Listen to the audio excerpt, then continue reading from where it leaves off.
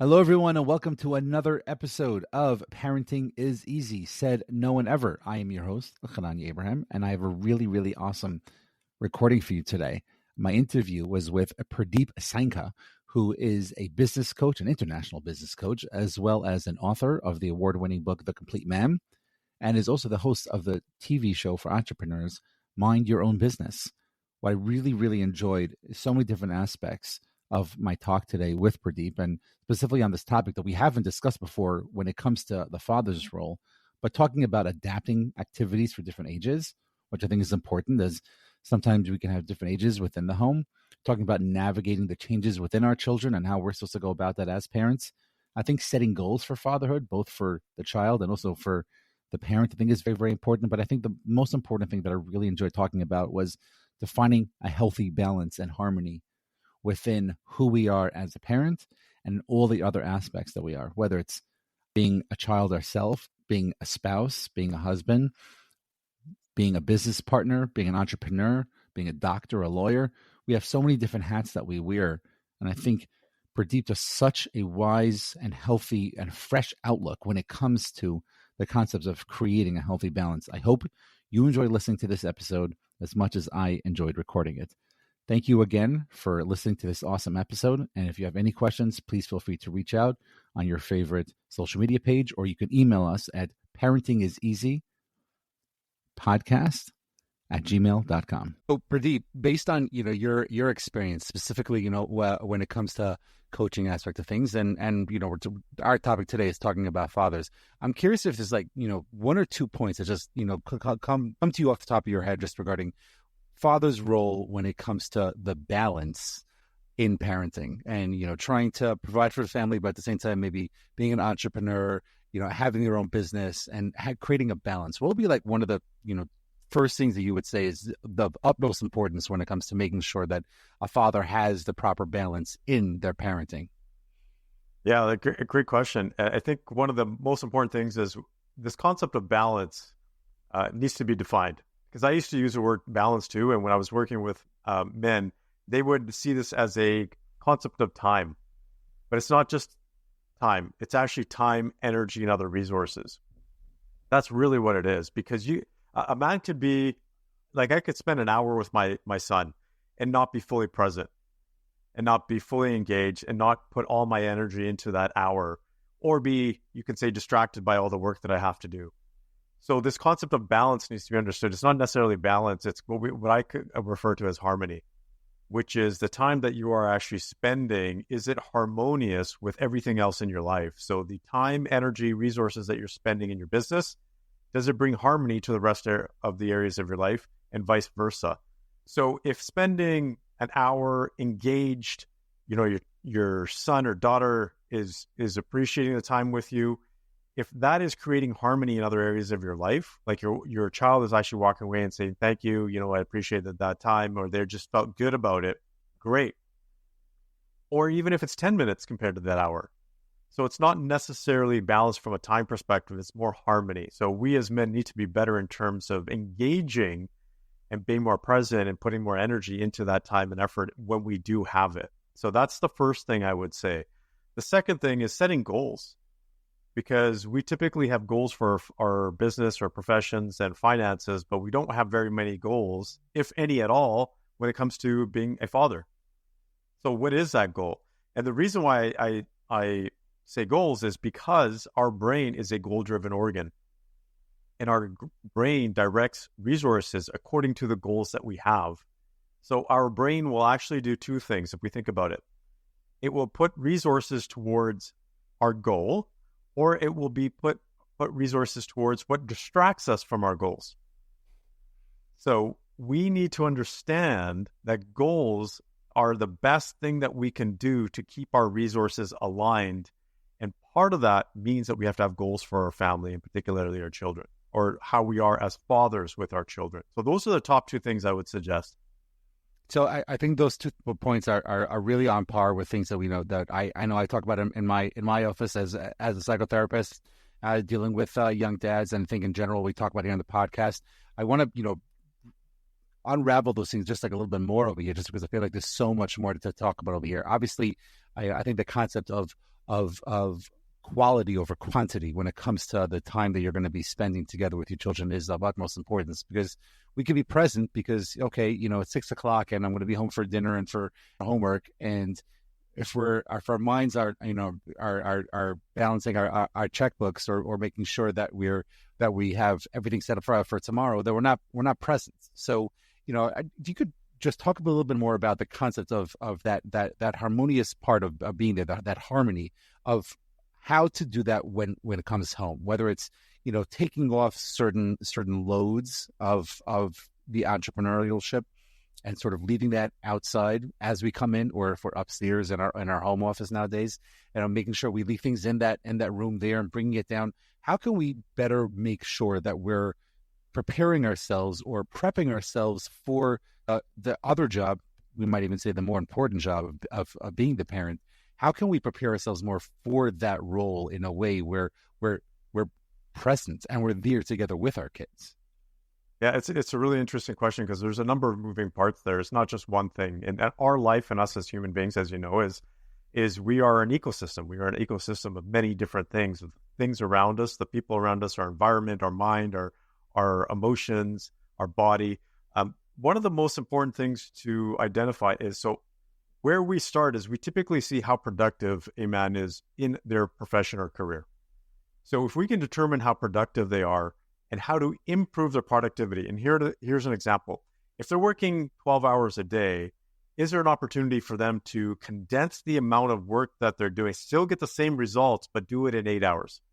And for the vast majority of men, I can tell you, because our area of focus is on performance and productivity, that can happen. So let's just say for a man who's working 12 hours and just like, I just don't have time for my kids, you can say, well, is that time productive? And 95% of men that we work with, we can improve the productivity by at least double or triple. So there is significant improvement in terms of productivity. So now instead of working 12 hours, you're working 8 hours, you have another 4 hours to actually put towards things that you want. It's not just your kids, it's also you as a man, as a human being. What are your hobbies? What are the things that energize you? Because spending time with kids doesn't always energize a father, right? Because it can be time consuming. It could be time spent disciplining, right? Or negotiating. Energy depleting. Yeah, exactly.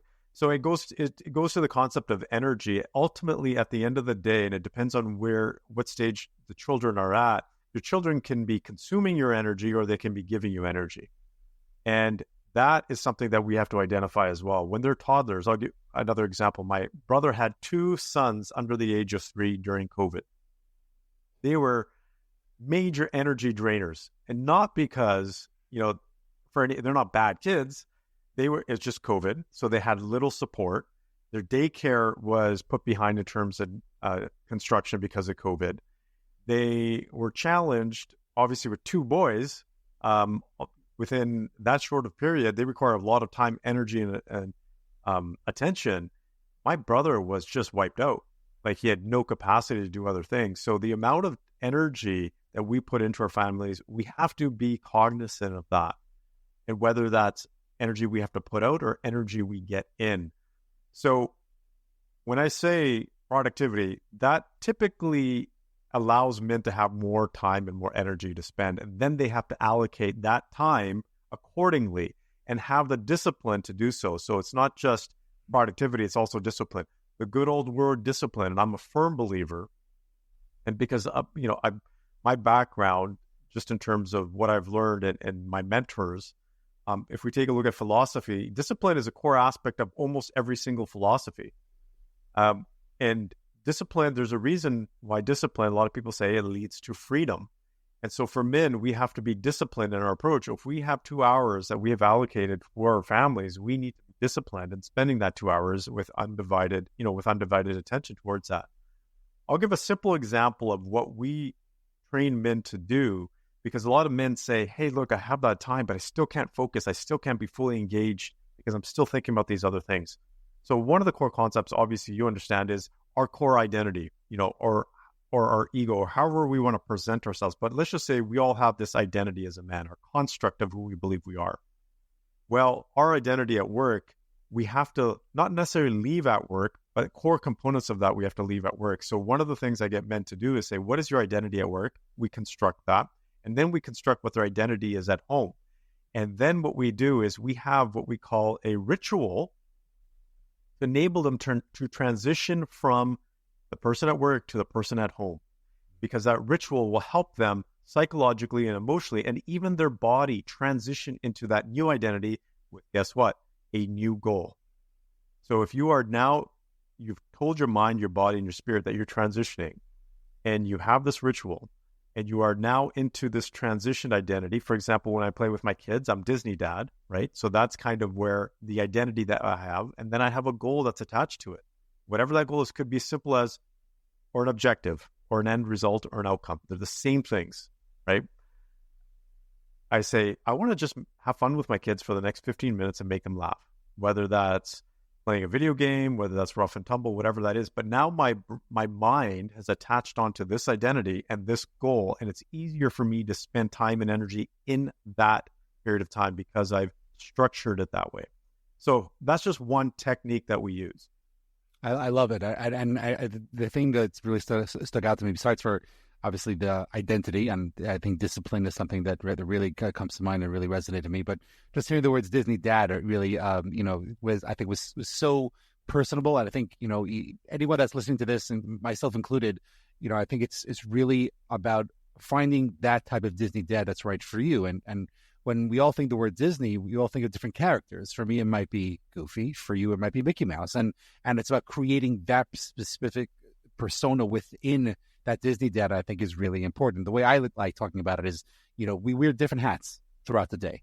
Sometimes we're wearing a sheriff hat, sometimes we're wearing a chef hat, and sometimes we have to wear a policeman hat because your kids can't run in the street, and we have to be a little stricter with them. And even in dad mode, we have to wear different hats at different times. And I think it's about knowing what to do when, which I think that, to your word, discipline, I think is so important and so vital. And when, as I'm taking my own notes here, that's something that I'm not just writing down, but I'm also circling and highlighting as well, because I think it's so important that you talk about the word we mentioned before of resources. Can you talk a little bit more about resources regarding making sure that we're doing right within the discipline, within having that Disney dad, but regarding resources, where and what can we do to make sure that we're being dad properly within the dad mode? Obviously, there's so many things when it comes to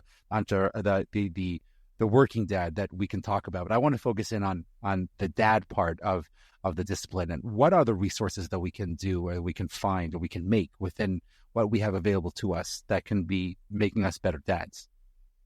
Yeah, so there's a practical element, and so if we take a look at resources, what are resources? There's things that you have to either consume or you get to achieve something. And so for a person, the resources could be time, they could be energy. So for me, there's three particular things that we focus on. So we don't necessarily focus on time as much. That's kind of a fourth, but there's time, there's focus, right? Or it could be an analogy. They're not the exact same thing, but attention, energy, and then mindset.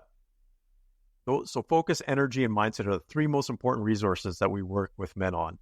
So at any given time, where's your focus, right? So we have to bring them back into that moment. What are they focusing on? Where is their energy? And we can have different levels of energy. So if we are physically drained of energy, it's more difficult for us to achieve that task. So does that mean that before, if I'm going to play with my kids, do I have to make sure that I have enough energy? Am I hydrated, for example? Have I eaten something? Or am I just going off of a coffee that I had earlier this morning and I'm drained physically? Like, do I have the proper energy? And that's not just physical energy, it's cognitive energy. As we know, cognitive energy consumes a lot of our calories, like literally consumes our calories in our body up to 25 to 30%. So if we have spent an entire day making decisions and putting out fires and everything, our cognitive energy is going to be reduced. So we have to be aware of that and put it, I'm going to say measure it. And so there are times where I say, holy crow, like my cognitive energy is just low. Now, what is the activity that I can do with my kids that doesn't require a high level of cognitive load? So simple one is rough and tumble. I don't have to think. I'm just throwing my kids around and they're throwing me around, and that's what we do. So I use, or I measure where my resources are in terms of the energy and say, what can I do at this point to adapt to what I have at this point? The other one is mindset. That. I think that's a very, very good point. I just want to throw it over here. A lot changes when you have a teenager, and the rough and tumble doesn't work as well, when it comes to how we would deal with them. And I honestly, be honest, right now, I'm speaking more as a dad than I am as giving an interview or having a talk with you, Purdeep. So I'm curious, when we talk about this specific point, which is a great point, and I agree with it. But when it comes to different ages, our role as parents and the hat that we wear is different. So how does that change when we're dealing with a teenager?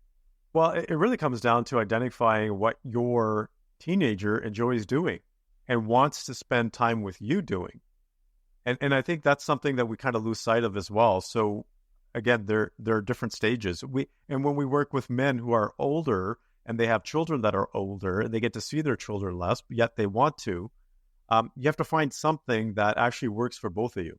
You can't force your kids. Like you said, my kids, I can still force them a little bit into certain activities. With teenagers, you can't. But that also requires you knowing your teenager a little bit better, right? Getting to know. And I think this is something that's very common for many men, is that we are fathers, but we don't necessarily know our children as well as we should.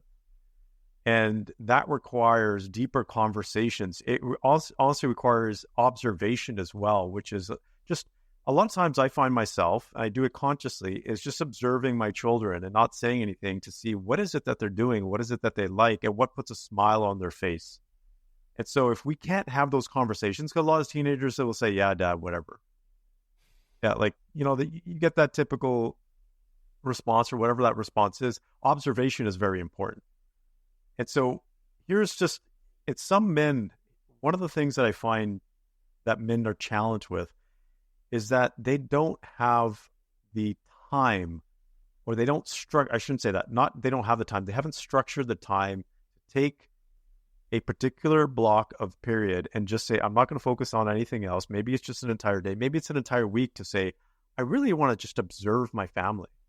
I really just want to observe what's happening, because we are so busy going on autopilot, we forget about the things that are actually happening and observing them, the little nuances that our children have or change or whatever it might be, the things that they pick up on, especially as teenagers, right? And young children too, things are changing all the time.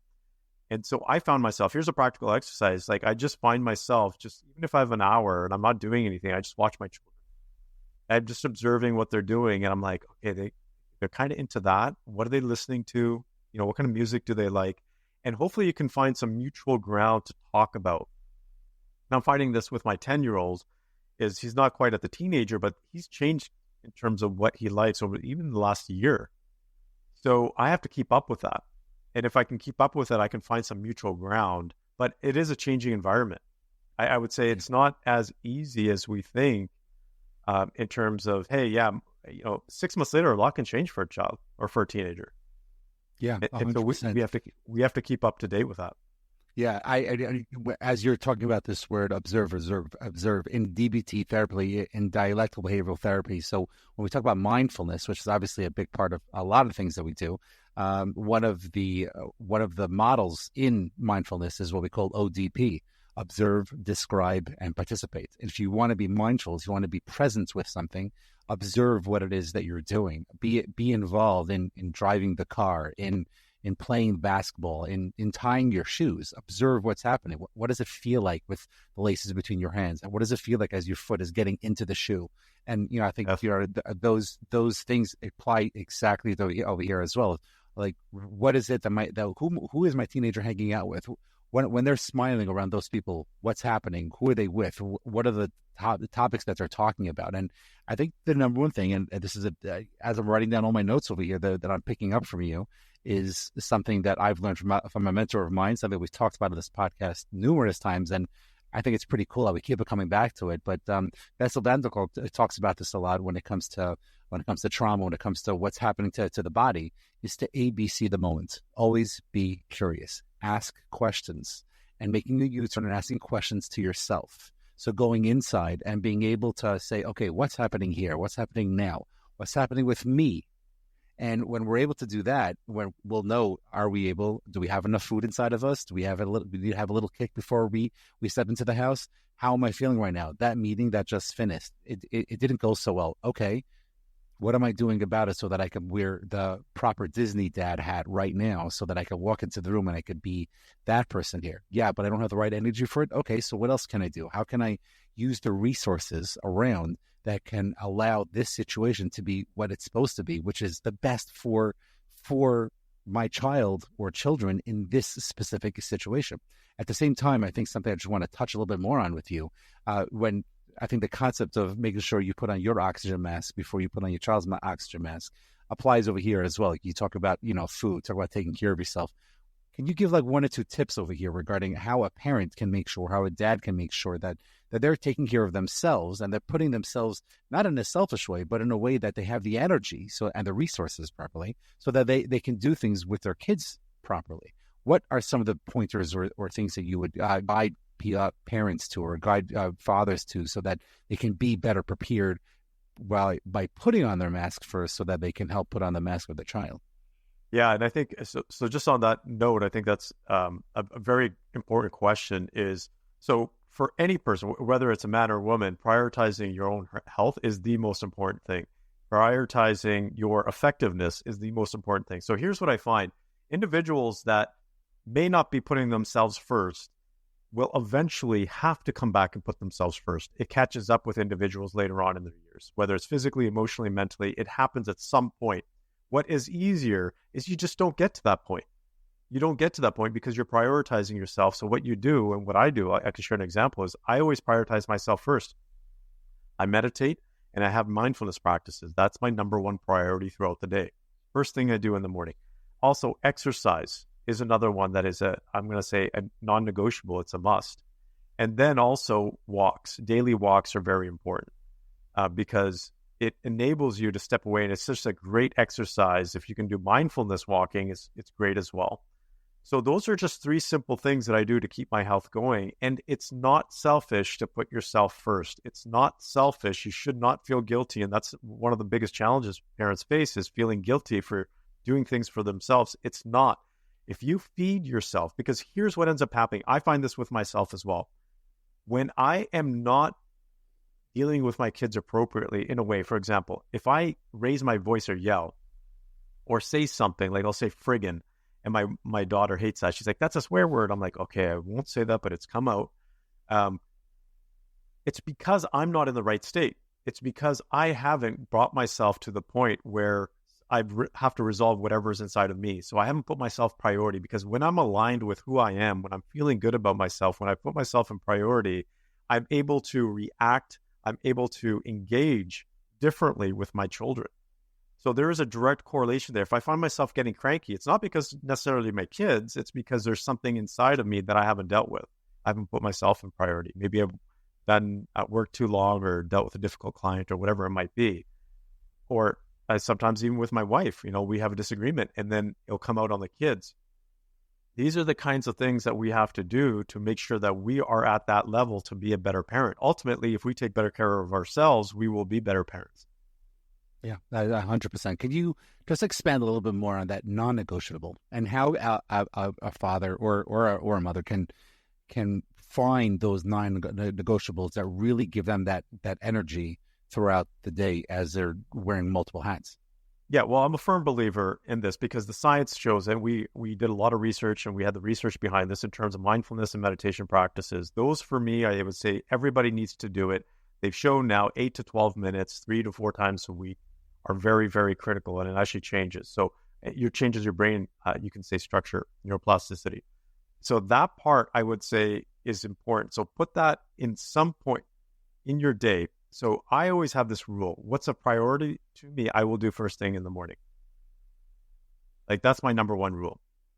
So if mindfulness is the most important thing, it doesn't have to be a laundry list. I'm saying, what is the most important thing for you? If it's exercise, it's exercise. If it's going for a walk, it's going for a walk. If it's mindfulness practice, whatever it is, make that the first thing that you do, because that forces you to do it, and you should have the time to do it, because if you get up a half an hour before your kids, now you have that opportunity to do it, right? So I have no excuses for that one thing that's most important to me. Hopefully that helps. But the other thing too is finding those activities outside, those hobbies, those things that we enjoy doing, because we lose that as we get older. We lose that curiosity because we're just, again, on autopilot, on achievement, performance, those other things that bring us energy. So an exercise, before even having the discipline, is knowing what brings you energy, knowing what makes you happy. And I can tell you without a shadow of a doubt, I'm sure you've experienced this many times, is that most people have forgotten what makes them happy, or they have lost sight of it and what brings them enjoyment and energy. And that is something that I find is even a bigger challenge than scheduling the time and being disciplined, is they haven't created a list of all of those things. Again, if you have only 3 things on your list, guess what? You're going to make every excuse because it's not perfect timing to do any one of those 3 things. But if you have a list of 15 different things that bring you energy, that you enjoy, now you have a broader spectrum and you can squeeze those things in. And so that's what we need to do, more importantly than scheduling, is take that list and make it bigger and expand it. Love it. Love it. Okay. So just to recap, Eric, I know we're running out of time. We talk about the harmony, having our non-negotiables and making sure that we have our things that we're doing for us. You talk about meditation and finding that time for you, that exercise. And I think it's important to note when it comes to meditation, not every piece of meditation is good for everyone. You have to find the one that works for you. You have to find the app, the YouTube video, the book, whatever it is that works for you. It's like a favorite food. But my favorite food is not going to be your favorite food, but it's still my favorite food, and it works for me. And I think meditation works the same exact way. So for everyone listening, finding that meditation, find the one that works for you. We're talking about the identity and discipline, and obviously being curious, and that ABC. And I think there are so many parts of this that Purdeep, hopefully we have an opportunity one time to talk a little more in depth when it comes to parenting, and specifically from the dad's point of view, and things that he can do to better himself, which will make him a better father. Are there any specific points that we haven't talked about that we've left out from the conversation that, as we finish up over here, you want to just throw in for a minute here? Yeah, I think it's important especially for men, to focus on emotions, because that's something that we discount. And we could do an entire episode, more than happy to do that. But emotions are very powerful, not only from obviously a being perspective, a human being, well-being, but they're very important from a performance, productivity, influence, you can say, in terms of how you influence your children, how you influence your family members, how you influence people at work. Very, very important. So those, I would say that's one thing. If you can start mastering your emotions, you become way more powerful as a father. Amazing. Usually I'll ask for a book that you would recommend other than your own, that that people can get more information here. But I want to make it even more specific when it comes to finding that happiness and finding that purpose in a certain way within self. Any book that you would recommend, or maybe a podcast or a YouTube video or something. One of my favorite books is The Book of Joy. They have the Desmond Tutu and then the Dalai Lama. It's kind of like an interview style book. I love that book personally myself. I always recommend that to individuals because it's a story of joy. It's a story of challenge and how people have overcome it and still focus on joy and happiness. Beautiful. I love it. And we'll try to post a link for that in the show notes over here. Last question for you. If you can think of any superpower, but a mundane superpower that would help out with your parenting, what would that be? Learning.